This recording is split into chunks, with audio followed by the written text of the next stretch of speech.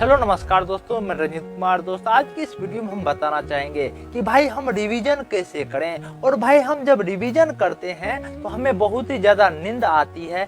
आज भाई मैं इन सभी समस्याओं का निदान करने वाला हूँ। तो चलिए करते हैं अपनी चर्चा की शुरुआत। दोस्तों मैंने आज क्या लिखा है कि भाई हम रिवीजन किस प्रकार से करें। और रिवीजन तो करें लेकिन भाई हमें रिवीजन करने का मौका ही नहीं मिलता मेरे भाई। अरे भाई आपको क्यों रिवीजन करने का मौका मिलेगा?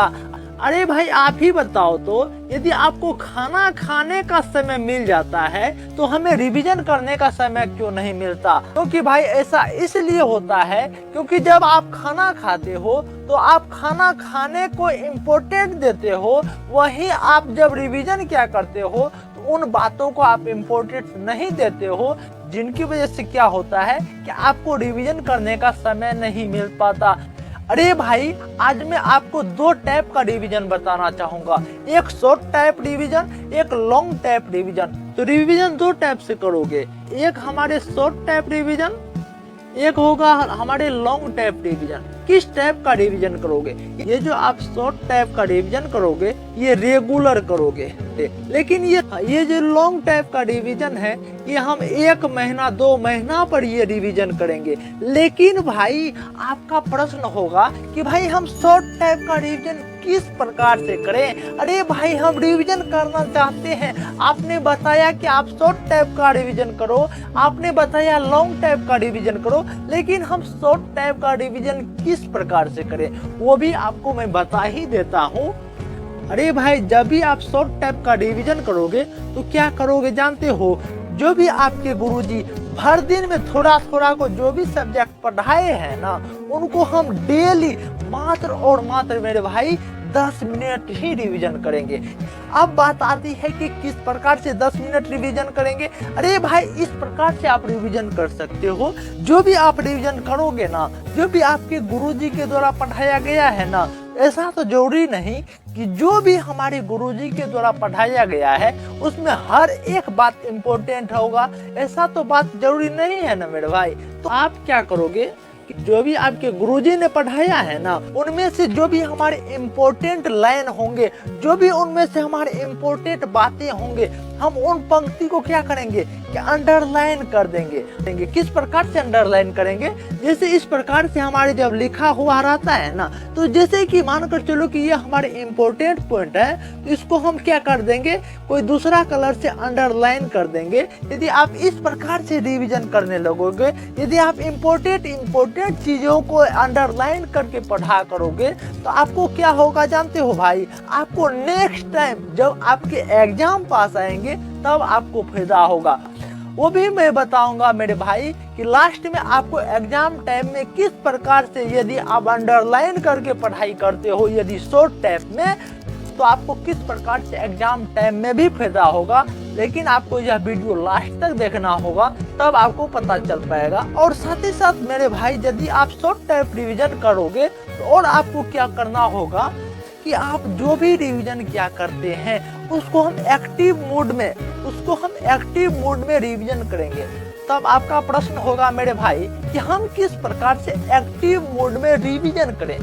जैसे मानकर चलो कि आप जिस प्रकार से किसी भी चीज के बारे में थिंकिंग क्या करते हो, ठीक इसी प्रकार से जो भी उसमें से हमारे इम्पोर्टेंट पॉइंट होंगे उसको हम अपने दिमाग में वो चक्कर लगाया करेंगे।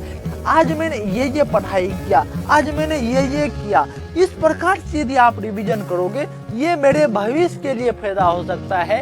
ये हमारे लॉन्ग टाइम में जो हमारे ईयरली या हाफ ईयरली हमारे जो एग्जाम आते हैं उनके लिए फायदा हो सकता है। आपका भी ये प्रश्न भी था कि भाई हम रिवीजन जब भी करते हैं तो हमको नींद भी आने लगता है, इनका कारण क्या है? तो भाई ये जो नींद आने का कारण यही है, यदि आप चाहते हैं कि जब भी हम रिवीजन करें मेरे को नींद नहीं आए, तो आपको इस प्रकार से पढ़ना होगा। क्योंकि इसमें से 70% छात्र ऐसे होते हैं जब भी वो रिवीजन क्या करते हैं तो वो सोकर या बैठकर रिवीजन करते हैं। और क्या करते हैं, वो इस प्रकार से भी रिवीजन करते हैं जैसे मानकर चलो कि वो चौकी पर सूतकर ऐसे रिवीजन करते हैं, जिनकी वजह से क्या होता है कि उनको बहुत सारी चीज समझ नहीं आने की वजह से वो सो जाते हैं। तो आपको किस प्रकार से पढ़ना है मेरे भाई, कि इस प्रकार से यदि आप पढ़ाई करेंगे, इस प्रकार से यदि रिवीजन करेंगे, आप अपने एग्जाम में क्रैक कर सकते हैं। तो आपको किस प्रकार से नींद नहीं आएगी मेरे दोस्त, यदि आप इस प्रकार से पढ़ाई करोगे। यदि मानकर चलो कि जहाँ भी आप पढ़ाई करते हो एक कुर्सी और टेबल होनी चाहिए, और साथ ही साथ आप बैठकर पढ़ाई कीजिए, या कह सकते हो कि आप खड़ा होकर पढ़ाई कीजिए, और साथ ही साथ जब भी पढ़ाई कीजिए तो एक रफ नोट बनाकर पढ़ाई कीजिए। तो आपका प्रश्न होगा कि भाई मैं किस प्रकार से रफ नोट्स बनाकर पढ़ाई करूं। जैसे कि मानकर चलो मेरे भाई मैं आपको समझाने का प्रयास करता हूं, तो आप इस प्रकार से कह सकते हो कि रफ नोट्स बना सकते हो। जैसे कि मानकर चलो जो भी आपको चीज समझ आ रहा होगा, तो आपको इस प्रकार से जैसे लिख कर कह सकते हो कि लिख कर हमें रिवीजन करना है। जब भी हम किसी चीज को लिख कर या बोलकर रिवीजन करते हैं तो हमें वो चीज बहुत ही ज्यादा समझ आती है, जिनकी वजह से हमारे एग्जाम हॉल में लगने लगता है कि ये एग्जाम मेरे लिए हल्का हो गया है। इसी प्रकार से यदि आप रिवीजन करोगे तो ऐसा इस दुनिया में मैं का लाल पैदा नहीं लिया जो कि आपको एग्जाम में क्रैक होने से रोक सकता है। और साथ ही साथ मेरे भाई आपका ये भी प्रश्न था, भाई क्या रिवीजन का मतलब यही होता है कि वापस हमें सभी नोट्स को पढ़ना, या हमें YouTube पर लेक्चर देखकर ही रिवीजन करेंगे? तो किस प्रकार से रिवीजन करेंगे? अरे भाई आप इस प्रकार से रिवीजन कर सकते हो, जैसे कि मानकर चलो आप क्या करोगे, इस प्रकार से रिवीजन कर सकते हो। जैसे कि मानकर चलो कि आपका ईयरली एग्जाम पास आ गया, जैसे आप 9th या 10th का 9th 10th या 12th का यदि छात्र हैं, तो आपका मानकर चलो कि ईयरली एग्जाम पास आ गया। यदि आपके ईयरली एग्जाम पास आ गया तो आप किस प्रकार से रिवीजन करोगे?